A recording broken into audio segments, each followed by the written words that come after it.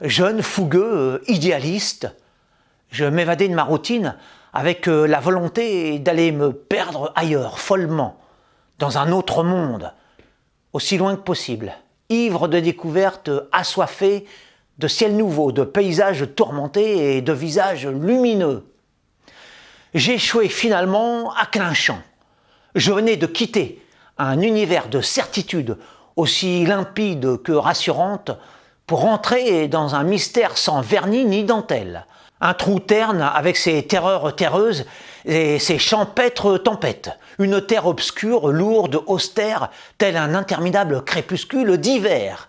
J'y croisais des faces fermées au regard de bovins, des champs ouverts sur un azur infini, des portes donnant sur des rêves sombres, des gouffres de mélancolie sans fin, mais aussi des hommes comme des bêtes et des vaches pleines de légèreté, des paysans alourdis de sabots et leur bétail doté d'ailes.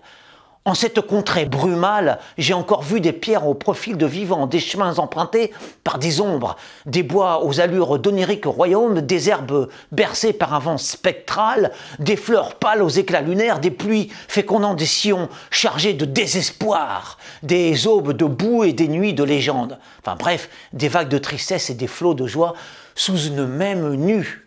Une atmosphère peuplée de cauchemars à portée de vue, mêlée d'étoiles étincelantes.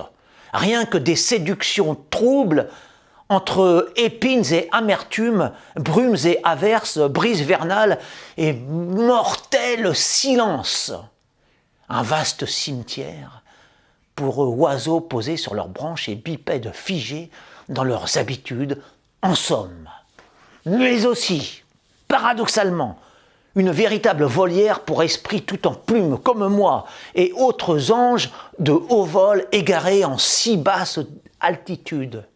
Depuis que j'ai découvert ce cul-de-sac cosmique, effrayé et séduit, j'y suis reparti autant de fois que j'y suis retourné. Et aujourd'hui, j'y demeure pour y voir se lever le soleil de la mort. Cette campagne de Haute-Marne est le paradis humble, humide et ténébreux des fous communs et des âmes brillantes.